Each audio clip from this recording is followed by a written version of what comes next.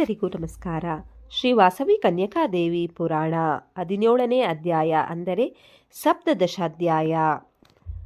ಆನಂತರ ಆ ವೈಶ್ಯಶ್ರೇಷ್ಠರು ಆಚಾರ್ಯರಾದ ಭಾಸ್ಕರಾಚಾರ್ಯರಿಗೆ ನಮಸ್ಕರಿಸಿ ನಮ್ಮ ವೈಶ್ಯ ವಿವಾಹಕ್ಕೆ ಸಂಬಂಧಿಸಿದ ಆಚಾರ ಲಕ್ಷಣಗಳನ್ನು ತಿಳಿಸಿರೆಂದು ಕೋರಿದರು. ಆಗ ಭಾಸ್ಕರಾಚಾರ್ಯರು ಸಂತೋಷಿಸಿ ಶಿಷ್ಯರಾದ ಬಾಲವೈಶ್ಯರನ್ನು ನೋಡಿ, ಏ ಬಾಲಕರೇ, ನಿಮ್ಮ ಪೂರ್ವಜರು ಹೇಗೆ ವಿವಾಹ ಕ್ರಮವನ್ನಾಚರಿಸಿದರೋ ಅದೆಲ್ಲವನ್ನು ನಾನೀಗ ನಿಮಗೆ ತಿಳಿಸಿಕೊಡುತ್ತಿರುವೆನು, ಆಲಿಸಿರಿ ಎಂದರು.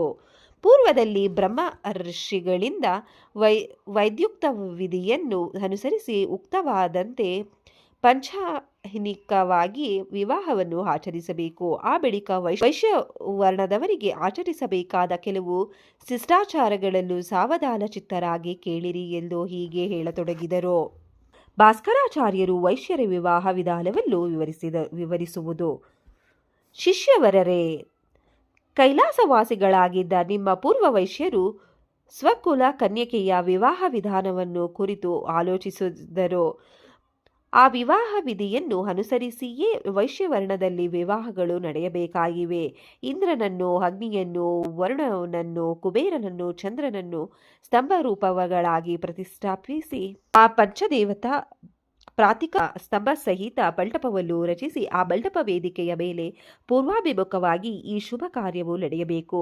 ವೈದ್ಯುಕ್ತ ವಿಧಿಯಲ್ಲಿ ಸೂತ್ರಕಾರರು ಹೇಳಿದ ವಿಧಾನವನ್ನು ಅನುಸರಿಸಿ ವೈಶ್ಯರು ಕೂಡ 5 ದಿನಗಳು ವಿವಾಹ ತ್ರತುವನ್ನು ಆಚರಿಸಬೇಕು. ಈ ವೈಶ್ಯರಿಗೆ ವಿವಾಹ ಕಾರ್ಯಕ್ರಮದ ಜೊತೆಗೆ ಆಚರಿಸಬೇಕಾದ ವಿಶೇಷ ಕಾರ್ಯಕ್ರಮವನ್ನು ವಿಷಾದವಾಗಿ ಕೇಳಿರಿ. ಪ್ರಥಮವಾಗಿ ಮೊದಲನೆಯ ದಿನ ಗಂಗಾ ಪೂಜೆಯನ್ನು ಅನುಸರಿಸಬೇಕು. ಆನಂತರ ಪ್ರಾಂತಃ ಕಾಲಗಳಲ್ಲಿ ವೈಶ್ಯರು ಉಪಾಸನೆಯಲ್ಲೂ ಅಗ್ನಿ ಕಾರ್ಯವನ್ನು ಮಾಡಬೇಕು. ಎರಡನೆಯ ದಿನ ಸಕಲ ಪಾಪ ಪರಿಹಾರಕ್ಕಾಗಿ ಸಮಸ್ತ ದೇವತೆಗಳನ್ನು ಯಥಾಶಕ್ತಿ ಪೂಜಿಸಬೇಕು. ಆನಂತರ ವಧುವರರು ಭೋಗ ಭಾಗ್ಯಾಭಿವೃದ್ಧಿಗಾಗಿ ಎರಡನೆಯ ದಿನ ಸಕಲ ಪಾಪ ಪರಿಹಾರಕ್ಕಾಗಿ ಸಮಸ್ತ ದೇವತೆಗಳನ್ನು ಯಥಾಶಕ್ತಿ ಪೂಜಿಸಬೇಕು. ಆನಂತರ ವಧುವರರ ಭೋಗ ಭಾಗ್ಯಾಭಿವೃದ್ಧಿಗಾಗಿ ಮಂಗಳವಾದ್ಯಗಳ ಸಮೇತ ಗ್ರಾಮದ ಹೊರವಲಯಕ್ಕೆ ಹೋಗಿ 2 ಕಲಶಗಳಲ್ಲಿ 32 ಅರಿಶಿನ ಮುದ್ದೆಗಳಲ್ಲಿರಿಸಿ ಕಲಶಗಳನ್ನು ಬೇರೆ ಬೇರೆಯಾಗಿ ಪೂಜಿಸಬೇಕು. ಮೂರನೆಯ ದಿನ ವೈಶ್ಯೋತ್ತಮರು ಗೋತ್ರ ಪೂಜೆಯನ್ನು ಮಾಡಬೇಕು. 4ನೆಯ ದಿನ ವಧೂವರರು ರಾತ್ರಿಯ ಮೊದಲನೆಯ ಯಾಮದಲ್ಲಿ ಕಾಮಧೇನು ಪೂಜೆಯನ್ನು ಮಾಡಬೇಕು. ವೈಶ್ಯರ ಪ್ರಧಾನ ವೃತ್ತಿಗಳಲ್ಲಿ ಗೋ ಪರಿಪಾಲನೆಯು ಒಂದು. ಗೋಭಟಗಳನ್ನು ನಿಲ್ಲಿಸಿ ಗೋಪೋಷಕರಾಗಿ ಗೋಭಟರು ಎಂಬ ಹೆಸರು ಹೊಂದಿದ ವೈಶ್ಯರಿಗೆ ಕಾಮಧೇನುವು ಮಾತೆಯಾಗಿ ವಿರಾಜಿಸುತ್ತಿದೆ. ಕೈಲಾಸದಿಂದ ಭೂಲೋಕ ಮಹಾಪ್ರಸ್ಥಾನ ಮಾಡಿದ ನಿಮ್ಮ ಪೂರ್ವಜರು ಗೋಗರ್ಭ ಪ್ರದೇಶದಲ್ಲಿ ಕೊಂಚಕಾಲ ವಾಸ ಮಾಡಿ ಗೋಕರ್ಣ ಕ್ಷೇತ್ರದ ದ್ವಾರಭೂಮಿಯಲ್ಲಿ ಅವತರಿಸಿದರು. ಅವರು ಸರ್ವ ದೇವತಾ ಸ್ವರೂಪಿಣಿಯಾದ ಕಾಮಧೇನುವಿಗೆ ಘೃತ, ಕ್ಷೀರ, ಶರ್ಕರ, ಲಾರಿ, ಫಲಗಳಿಂದಲೂ ಏಲಕ್ಕಿಗಳಿಂದಲೂ ಕೂಡಿದ್ದ ಅಕ್ಕಿ ಹಿಟ್ಟನ್ನು ನೈವೇದ್ಯ ಮಾಡಿ ಅದನ್ನು ಪ್ರಸಾದವಾಗಿ ಸ್ವೀಕರಿಸಿ ಶಕ್ತಿವಂತರಾದರು. ಆದ್ದರಿಂದ ವಿವಾಹ ಸಮಯದಲ್ಲಿ ವಧುವರರು ಕಾಮಧೇನುವಿಗೆ ಅದೇ ವಿಧದಲ್ಲಿ ನೈವೇದ್ಯವಿಟ್ಟು ಪೂಜಿಸಬೇಕು. 4ನೆಯ ದಿನ ರಾತ್ರಿ ಶೇಷ ಹೋಮವನ್ನು ಸಮಾಪ್ತಿಗೊಳಿಸಬೇಕು. ವೈಶ್ಯರು ಹಡಗುಗಳಲ್ಲಿ ವಿದೇಶ ವ್ಯಾಪಾರ ಮಾಡುವುದರಲ್ಲಿ ಸುಪ್ರಸಿದ್ಧರು. ಆದ್ದರಿಂದ ವೈಶ್ಯರಿಗೆ ಲಾವೆಯು ಪೂಜನೀಯವಾದದ್ದು. ಆದ್ದರಿಂದ ವಿವಾಹದ ಶುಭ ಸಂದರ್ಭಗಳಲ್ಲಿ 5ನೆಯ ದಿನ ವೈಶ್ಯರು ಲೋಕಾಸಮರ್ಚನೆಯನ್ನು ಮಾಡಬೇಕು. 6ನೇ ದಿನ ಪಂಚದೇವತಾ ಪ್ರತೀಕ ಸ್ತಂಭಗಳೊಡನೆ ವಿರಾಜಿಸುವ ಕಲ್ಯಾಣ ವೇದಿಕೆಯ ಮಧ್ಯದಲ್ಲಿ ಪರಾಶಕ್ತಿ ಸ್ವರೂಪವಾದ ಶ್ರೀ ವಾಸವಿ ಕನ್ಯಕಾ ಪರಮೇಶ್ವರಿ ದೇವಿಯ ಕಲಶಗಳನ್ನು ಸ್ಥಾಪಿಸಿ 7ನೆಯ ದಿನ ನಂದೀಶ್ವರಾರ್ಚನೆ ಮಾಡಬೇಕು. ಆ ಬಳಿಕ ಗುರುವಿನಾಗ್ಲೆಯಿಂದ ಕಂಕಣ ವಿಸರ್ಜನೆ ಮಾಡಿ ವಸ್ತ್ರಾಭೂಷಣಗಳನ್ನು ದಲಧಾನ್ಯಗಳನ್ನು ಕುಲಗುರುವಿಗೆ ಸಮರ್ಪಿಸಿ ಸಂತೋಷಗೊಳಿಸಬೇಕು. ಆನಂತರ ವಧುವಿನೊಡಗೂಡಿ ವರನು ಗೃಹ ಪ್ರವೇಶವನ್ನು ಮಾಡಬೇಕು. ಹೀಗೆ ವಿಶೇಷ ಕಾರ್ಯಕ್ರಮಗಳಿಂದ ಕೂಡಿ ವೈಶ್ಯರಿಗೆ ವಿವಾಹವು 7 ದಿನಗಳು ಕ್ರಮವಿತ್ತು. ವಿವಾಹ ಕ್ರಮ ದಿನಗಳಾದ ಆ 7 ದಿನಗಳಲ್ಲಿ ಏಕಭುಕ್ತರಾಗಿ, ಅಂದರೆ 1 ಹೊತ್ತು ಆಹಾರ ಸ್ವೀಕರಿಸುವವರಾಗಿ, ಸಾಯಂ ಸಮಯಗಳಲ್ಲಿ ಅರಿಶಿನ ಕುಂಕುಮಗಳಿಂದ ಪರಿಮಳ ಸೂಸುವ ಸಾಲಂಕೃತ ಕಲಶಗಳಲ್ಲಿ ಪರಾಶಕ್ತಿ ಸ್ವರೂಪಿಣಿಯಾದ ಕನ್ಯಕಾದೇವಿಯನ್ನು ಆವಾಹನೆ ಮಾಡಿ ದೇವಿದ್ರತ ಪೂಜೆಯನ್ನು ಮಾಡಬೇಕು. ಇದು ಪ್ರಾಚೀನ ಕಾಲದಲ್ಲಿ ನಿಮ್ಮ ಪೂರ್ವಜರು ಆಚರಿಸಿದ ವಿವಾಹ ಕ್ರಮ ವಿಧಾನವು. ಪರಿಸ್ಥಿತಿಗಳ ಅನುಕೂಲದಿಂದ ಈ ವಿವಾಹ ಕ್ರತುವಲ್ಲೂ ಮೇಲೆ ಹೇಳಿದ ಕ್ರಮವನ್ನು ಬಿಡದೆ 3 ದಿನಗಳಲ್ಲಾಗಲಿ ಕಡೆಗೆ 1 ದಿನಗಳಲ್ಲಾಗಲಿ ಆಚರಿಸಬೇಕು ಎಂದು ಆಚಾರ್ಯರು ಹೇಳಿದ ನಂತರ ಆ ಸಭೆಯಲ್ಲಿ ವಿರೂಪಾಕ್ಷನು ಭಾಸ್ಕರಾಚಾರ್ಯರೊಡನೆ ಗುರುದೇವ, ನಮ್ಮ ತಂದೆ ಬಂದು ಸಮೂಹವನ್ನೆಲ್ಲ ಕರೆಸಿ ಅವರನ್ನು ಪ್ರೇರೇಪಿಸಿ ಬಲು ಭಯಂಕರವಾದ ಅಗ್ನಿಯಲ್ಲಿ ಅವರೊಡಗೂಡಿ ಪ್ರವೇಶಿಸಿದರು. ತಂದೆ ತಾಯಿಗಳ ವಿಯೋಗದಿಂದ ನಾನು ದುಃಖಿಸುತ್ತಿರುವಂತೆಯೂ ಮಿಕ್ಕೆಲ್ಲರೂ ತಮ್ಮ ತಮ್ಮ ಮಾತಾಪಿತೃಗಳನ್ನು ಕಳೆದುಕೊಂಡು ಅತೀವವಾಗಿ ದುಃಖ ಸಮುದ್ರದಲ್ಲಿ ಮುಳುಗಿರುವರು. ಅವರಿಗೆ ದುಃಖೋಪಶಮನ ಮಾಡುವುದಕ್ಕಾಗಿ ನಾನೇನು ಮಾಡಬೇಕಾಗಿದೆ, ದಯಮಾಡಿ ತಿಳಿಸಿಕೊಡಿ ಎಂದು ಪ್ರಾರ್ಥಿಸಿದರು. ಆಗ ಭಾಸ್ಕರಾಚಾರ್ಯರು ಶಿಷ್ಯನನ್ನು ನೋಡಿ, ಏ ಮಹಾರಾಜ, ಪರಂಧಾಮವನ್ನು ಹೊಂದಿನ ಪಿತೃಗಳನ್ನು ಕುರಿತು ನೀನು ದುಃಖಿಸಬಾರದು. ಅಗ್ನಿಯಲ್ಲಿ ಪ್ರವೇಶಿಸಿದ ನಿನ್ನ ಬಂಧುಗಳ ಮಕ್ಕಳುಗಳನ್ನು ಕರೆಸಿ ಅವರನ್ನು ಸಾಂತ್ವನಗೊಳಿಸಿ ಅವರ ಕೋರಿಕೆಗಳನ್ನು ತೀರಿಸಿ ಅವರ ದುಃಖವನ್ನು ಉಪಶಮನಗೊಳಿಸು ಎಂದು ಬೋಧಿಸಿದರು. ಈ ರೀತಿಯಾಗಿ ಆ ದಿನದ ಸಭೆಯು ಮುಕ್ತಾಯಗೊಂಡಿತು. ವೈಶ್ಯ ಸಮಾರಾಧನೆಯ ವರ್ಣನೆ. ಮಾರನೆಯ ದಿನ ಉದಯ ಕಾಲದಲ್ಲಿ ವಿರೂಪಾಕ್ಷ ಶ್ರೇಷ್ಠಿಯು ತನ್ನ ತಂದೆಯೊಡನೆ ಅಗ್ನಿಪ್ರವೇಶ ಮಾಡಿದ ಬಂಧು ಜನರ ಮಕ್ಕಳನ್ನೆಲ್ಲ ನಗರೇಶ್ವರಾಲಯಕ್ಕೆ ಕರೆಸಿ ಅವರ ಜನನಿ ಜನಕರು ಮಾಡಿದ ಮಹಾತ್ಯಾಗವನ್ನು ವಿಶೇಷವಾಗಿ ಪ್ರಶಂಸಿಸಿ ಅನೇಕ ಬಗೆಯ ಸಾಂತ್ವನ ನುಡಿಗಳನ್ನಾಡಿ ಅವರನ್ನೆಲ್ಲ ಸಕುಟುಂಬ ಸಮೇತರಾಗಿ ತನ್ನ ಮಹಲಿಗೆ ಭೋಜನಕ್ಕೆ ಬಲ್ಲಿರೆಂದು ಆಹ್ವಾನಿಸಿದನು. ವಿರೂಪಾಕ್ಷನ ಆಹ್ವಾನದ ಮೇರೆಗೆ ಮಾರನೆಯ ದಿನ ಬಂಧು ಮಿತ್ರ ಜನರೆಲ್ಲರೂ ರಥ, ಗಜ, ಅಶ್ವಾದಿ ವಾಹನಗಳಲ್ಲೂ ಆದಿರೋಹಿಸಿ ವೈಶ್ಯರಾಜನಾದ ವಿರೂಪಾಕ್ಷನ ಭವನಕ್ಕೆ ಆಗಮಿಸಿದರು. 4,000 ಚದುರಡಿಗಳ ವಿಸ್ತೀರ್ಣ ಹೊಂದಿ ಬಳಿ ಖಚಿತವಾದ ಸೋಪಾನಗಳನ್ನು ಹೊಂದಿ ಸ್ಫಟಿಕ ಸ್ತಂಭಗಳಿಂದ ಶೋಭಿಸುವ ನವರತ್ನ ಖಚಿತವಾದ ಸೋಪಾನಗಳಿಂದ ಪ್ರಕಾಶಿಸುವ ಮೃದುವಾದ ರತ್ನ ಕಬ್ಬಳಿಗಳನ್ನು ಹಾಸಿದ ನೆಲದಿಂದ ಕೂಡಿ ಸುಗಂಧ ಧೂಪಗಳಿಂದ ಪರಿಮಳ ಬೀರುವ ಲವನಿಧಿಗಳಿಂದ ತುಂಬಿ ಕುಬೇರನ ರುಹಕ್ಕೆ ಸಮಾನವಾಗಿದ್ದ ವಿರೂಪಾಕ್ಷ ಭೂಪಾಲನ ಪ್ರಸಾದದಲ್ಲಿ 100 ಪಂಕ್ತಿಗಳಲ್ಲಿ ಭೋಜನಕ್ಕೆ ಕುಳಿತಿದ್ದ ವೈಶ್ಯ ವೃಂದವು 100,000 ಸಂಖ್ಯೆಯಲ್ಲಿ ಬೆಳಗಿತು. ಪಂಚಭಕ್ಷ್ಯ ಪರಮಾನ್ನಗಳಿಂದ ಹಲವು ಬಗೆಯ ತಿನಿಸುಗಳಿಂದ ಕೂಡಿದ ದಿವ್ಯ ಭೋಜನವನ್ನು ಸಾವಿರಾರು ಜನರು ಬಡಿಸುತ್ತಿರಲು ವಿರೂಪಾಕ್ಷನು ಪಂಕ್ತಿಗಳ ಮಧ್ಯೆ ಓಡಾಡುತ್ತಾ ಕುಳಿತವರಿಗೆ ಉಪಚಾರ ಮಾಡತೊಡಗಿದನು. ಆಗ ಆ ವೈಶ್ಯರೆಲ್ಲರೂ ಚೆನ್ನಾಗಿ ಆತಿಥ್ಯವನ್ನು ಸ್ವೀಕರಿಸಿ ಅಂದು ಸೈನ್ಯ ಸಮೇತನಾಗಿ ಆಗಮಿಸಿದ ಭರತನಿಗೆ ಭಾರದ್ವಾಜ ಮಹರ್ಷಿ ನೀಡಿದ ಆತಿಥ್ಯದಂತೆ ಇಂದು ಈ ಮೃಷ್ಟಾನ್ನ ಭೋಜನವಿದೆ ಎಂದು ಸಂತುಷ್ಟ ಚಿತ್ತರಾಗಿ 1000 ಬಾಯಿಗಳಿಂದ ವಿರೂಪಾಕ್ಷನನ್ನು ಸ್ತುತಿಸತೊಡಗಿದರು. ಆ ಬಳಿಕ ವಿರೂಪಾಕ್ಷ ಭೃಪತಿಯು ತನ್ನ ತಂದೆಯೊಡನೆ ಆತ್ಮಾರ್ಪಣೆ ಮಾಡಿಕೊಂಡವರ ಕುಟುಂಬಗಳಿಗೆ ಕೋಟಿ ಕೋಟಿ ಸ್ವರ್ಣ ಮುದ್ರೆಗಳಲ್ಲೂ ಅನೇಕ ರತ್ನಗಳಲ್ಲೂ ವಸ್ತ್ರ, ವಾಹನ, ಆಭರಣಾದಿಗಳಲ್ಲೂ ಬಹುಮಾನವಾಗಿತ್ತು ಅವರನ್ನು ಸಂತೋಷಪಡಿಸಿದನು. ವಾಸವಿ ನವರಾತ್ರಿ ಮಹೋತ್ಸವಗಳು.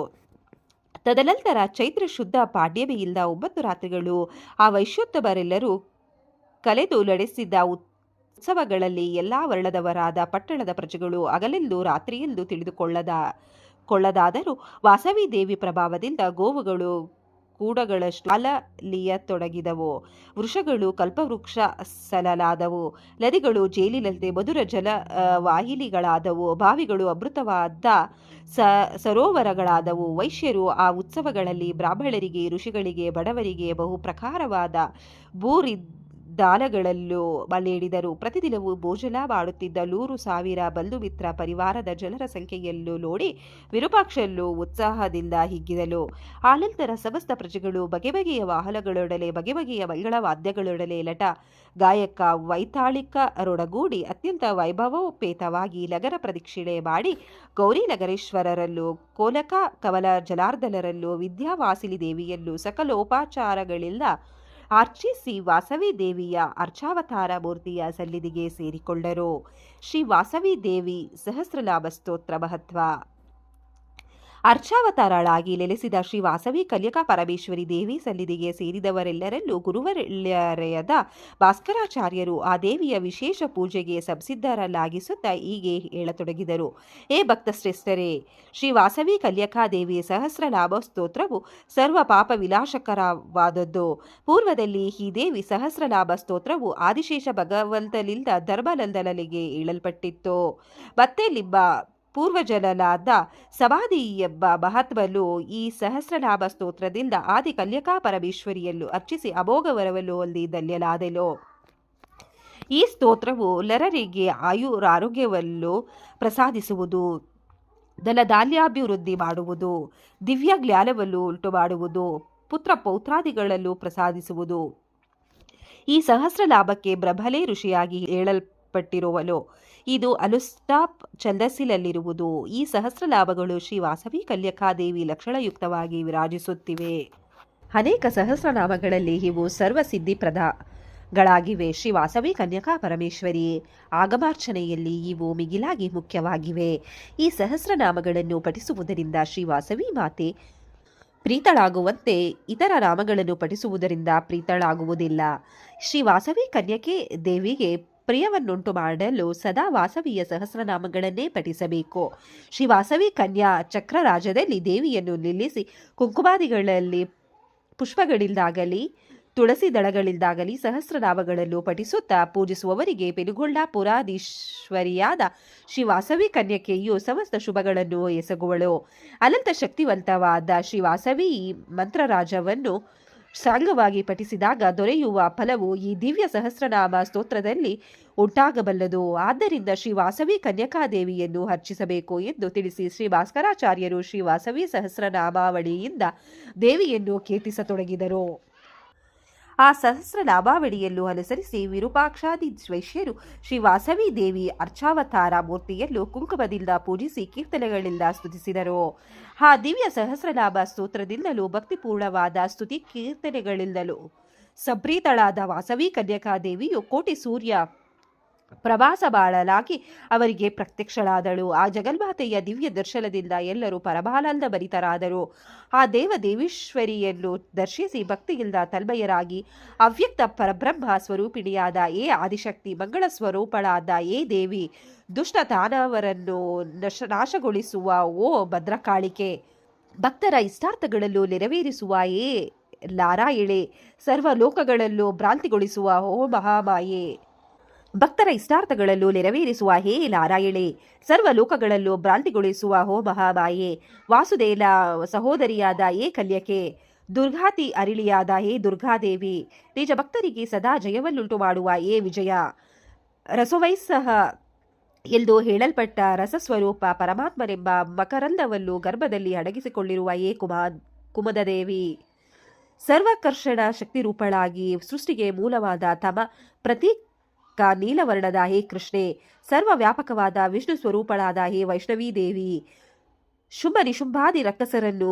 ಸದೆಬಡಿದ ಏ ಚಂಡಿಕೆ, ಈಶ್ವರ ಶಕ್ತಿಯಾದ ಹೇ ಈಶಾನಿ, ಸಮಸ್ತದಲ್ಲಿ ನೀನು ವಾಸಿಸುತ್ತಾ ನಿನ್ನಲ್ಲಿ ಸಮಸ್ತವೂ ವಾಸಿಸುವಂತೆ ಮಾಡಿಕೊಂಡಿರುವ ಏ ವಾಸವಿ ದೇವಿ, ಬ್ರಹ್ಮಶಕ್ತಿಯಾದ ಹೇ ಶಾರದಾ ದೇವಿ, ಬಂಡಾಸುರಾಂಶ ಸಂಭೂತಲಾದ ವಿಷ್ಣುವರ್ಧನನನ್ನು ಅಂತ್ಯಗೊಳಿಸಿದ ಏ ಜ್ಯೇಷ್ಠ ಶೈಲಪುರೀಶ್ವರಿ, ಪೆರುಗೊಳ್ಳಾದೀಶ್ವರಿ, ಏ ಮಹಾಲಕ್ಷ್ಮಿ ಸ್ವರೂಪಿಣಿ, ಸೃಷ್ಟಿ ಸ್ಥಿತಿ ಲಯ ಕಾರಿಣಿಯಾದ ಆದಿಪರಾಶಕ್ತಿ, ಏ ಕನ್ಯಕಾ ಪರಮೇಶ್ವರಿ ದೇವಿ, ನಿನಗೆ ಕೋಟಿ ಕೋಟಿ ಪ್ರಣಾಮಗಳು ಎಂದು ಬಹುವಿಧಗಳಲ್ಲಿ ಕೀರ್ತಿಸಿ ಆ ಜಗದೀಶ್ವರಿಯ ಚರಣ ಕಮಲಗಳಿಗೆ ಸಾಷ್ಟಾಂಗ ದಂಡ ಪ್ರಣಾಮಗಳನ್ನು ಮಾಡಿದರು. ಅವರ ಭಕ್ತಿ ಪ್ರಾಪ್ತಿಗಳಿಗೆ ಪ್ರಸನ್ನಳಾದ ಶ್ರೀ ವಾಸವಿ ಜನನಿಯು, ಕುಮಾರರೇ, ನಿಮ್ಮ ಭಕ್ತಿಗೆ ಮೆಚ್ಚಿದೆನು. ನೀವು ಮಾಡಿದ ನನ್ನ ದಿವ್ಯ ಸಹಸ್ರನಾಮಾವಳಿ ಸ್ತೋತ್ರದಿಂದ ಸಂತುಷ್ಟಳಾದೆನು. ನಿಮಗೆ ಬೇಕಾದದ್ದನ್ನು ಕೇಳಿರಿ, ನಿಮ್ಮ ಅಭಿಷ್ಟಗಳನ್ನು ಪೂರೈಸುವೆ ಎಂದು ಹೇಳಿ ಅನುಗ್ರಹ ಮಾಡಿದಳು. ಇಲ್ಲಿಗೆ 17ನೇ ಅಧ್ಯಾಯವು ಮುಕ್ತಾಯಗೊಂಡಿದೆ. ಜೈ ವಾಸವಿ. ವಿಡಿಯೋ ನೋಡಿಕ್ಕೆ ಎಲ್ಲರಿಗೂ ಧನ್ಯವಾದಗಳು. ನಿಮಗೆ ಈ ವಿಡಿಯೋ ಇಷ್ಟ ಆಗಿದ್ರೆ ಪ್ಲೀಸ್ ಒಂದು ಲೈಕ್ ಮಾಡಿ. ನೆಕ್ಸ್ಟ್ ಇನ್ನು ಜಾಸ್ತಿ ವಿಡಿಯೋ ಹಾಕ್ತೀವಿ. ಹಾಗೆ ನಿಮ್ಮ ಫ್ರೆಂಡ್ಸ್ಗೆ ಶೇರ್ ಮಾಡಿ ಮತ್ತೆ ಸಬ್ಸ್ಕ್ರೈಬ್ ಮಾಡಿ. Thank you very much.